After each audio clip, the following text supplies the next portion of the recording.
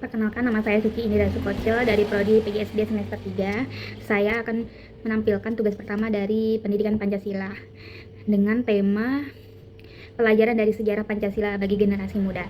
Nah, judul yang saya ambil adalah perkembangan Pancasila dalam konteks sejarah dari masa ke masa. Yang pertama, pada awal kemerdekaan dari tahun 1945 sampai dengan 1959, peran Pancasila ditetapkan sebagai dasar negara dan pandangan hidup bangsa, serta menjadi pedoman penyelenggaraan negara dan alat pemersatu bangsa yang beragam. Mengalami banyak tantangan, termasuk pemberontakan yang ingin mengganti Pancasila dengan ideologi lain, misalnya PKI Madiun, DI, garis miring, TII, atau memisahkan diri dari negara, misalnya RMS, PRRI, atau Permesta. Penerapan Pancasila sebagai dasar negara menghadapi banyak tantangan seperti pemberontakan PKI di Madiun, Darul Islam atau DI, dan Republik Maluku Selatan atau RMS. Nilai Pancasila yang dapat diambil pada masa awal kemerdekaan adalah: sila pertama, Indonesia menjadi ujian besar. Pemberontakan tersebut mengancam keutuhan bangsa, sehingga semangat pemersatu sangat dibutuhkan untuk menjaga eksistensi negara. Pelajaran dapat diambil adalah bahwa persatuan bangsa dapat terus diuji dan harus dijaga secara aktif. Bagi generasi muda, relevansinya adalah pentingnya menghargai keberagaman dan menolak segala bentuk separatisme atau provokasi yang mengancam persatuan. Kedua, pada masa Republik Indonesia Serikat atau RIS, mulai dari 1949 sampai dengan 1950. Peran sebagai negara federal, konstitusi RIS tidak secara eksplisit mencantumkan Pancasila sebagai dasar negara. Nilai-nilai Pancasila tetap dijalankan di setiap bagian negara, namun tidak ada penegasan yang sama seperti pada periode sebelumnya. Negara Indonesia Serikat atau RIS yang menganut sistem federal dan memecah belah negara. Pancasila dihadapkan pada sistem politik yang berbeda dari yang dicita-citakan. Nilai Pancasila pada masa itu yang dapat diterapkan adalah sila keadilan sosial bagi seluruh rakyat Indonesia dan kemanusiaan yang adil dan beradab menjadi sorotan. Sistem federal berpotensi menimbulkan kesenjangan antar daerah sehingga cita-cita keadilan sosial terancam. Pelajaran dapat diambil adalah pelajaran pentingnya prinsip persatuan dan kesatuan dalam merangka negara, serta bahayanya jika kedaulatan negara dipecah belah. Bagi generasi muda, ini menjadi pengingat bahwa pemersatu Indonesia harus dijaga dengan menolak paham kedaulatan dan perspekmentasi. Yang ketiga, demokrasi terpimpin mulai dari 1959 sampai dengan 1965.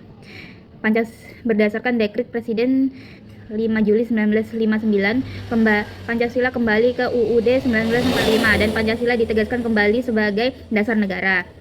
Pancasila dipahami sebagai ideologi yang dapat memersatu beragam ideologi melalui konsep Nasakom atau nasionalisme, agama, komunisme. Pancasila mengalami penafsiran yang berubah menjadi ideologi yang disalahgunakan untuk mengukuhkan kekuasaan presiden, yaitu Presiden Soekarno. Kebebasan berpendapat dibatasi dan ditafsirkan secara sepihak. Nilai Pancasila pada masa itu adalah sila kerakyatan dan yang dipimpin oleh hikmat kebijaksanaan dalam pemusyawaratan perwakilan menjadi paling rentan. Permusyawaratan dilakukan oleh segelintir elit, bukan dalam partisipasi masyarakat. Pelajaran dapat diambil adalah bahwa Pancasila bisa disalahgunakan untuk kepentingan politik. Referensinya bagi generasi muda adalah untuk selalu waspada dan kritis terhadap penyalahgunaan kekuasaan yang mengatasnamakan Pancasila, serta berani memperjuangkan demokrasi yang sesungguhnya, yaitu partisipasi masyarakat yang luas dan bebas. Yang keempat adalah Orde Baru. Dari tahun 1966 sampai 1998, Pancasila dijadikan asas tunggal dan sumber nilai-nilai negara melalui penerapan MPRS TAP MPRS 1966. Tantangannya adalah penerapan Pancasila cenderung menjadi alat politik penguasa dengan adanya program P4 yang diwajibkan di seluruh lapisan masyarakat yang seringkali digunakan untuk membungkam kritik dan oposisi. Pancasila lebih sering diartikan sebagai stabilitas politik dan pembangunan ekonomi. Nilai-nilai Pancasila menjadi pedoman pembangunan namun kadang terabaikan demi stabilitas ekonomi dan politik. Nilai Pancasila dinilai kurang diterapkan seperti persatuan, kemanusiaan, dan kerakyatan. Semua fokus tertuju pada stabilitas dan ekonomi. Pelajaran yang dapat diambil adalah bahwa stabilitas dan pembangunan tidak boleh mengabaikan hak asasi manusia dan partisipasi masyarakat. Referensi bagi generasi muda adalah untuk menuntut pembangunan dan berkeadilan dan tidak mengorbankan hak-hak dasar warga negara. Yang terakhir, yang kelima adalah masa reformasi dari tahun 1998 sampai dengan sekarang. Pancasila tetap menjadi dasar negara dan sumber nilai hukum tertinggi hingga saat ini dengan interpretasi yang lebih demokratis dan terbuka.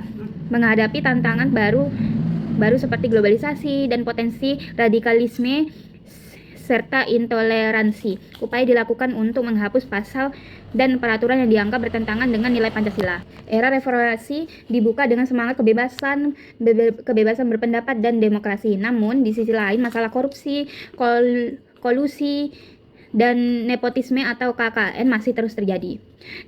Nilai Pancasila-nya yaitu keadilan sosial, persatuan, dan kerakyatan tercermin dalam upaya reformasi yang menuntut perubahan menjadi pemerintahan yang lebih bersih dan demokratis.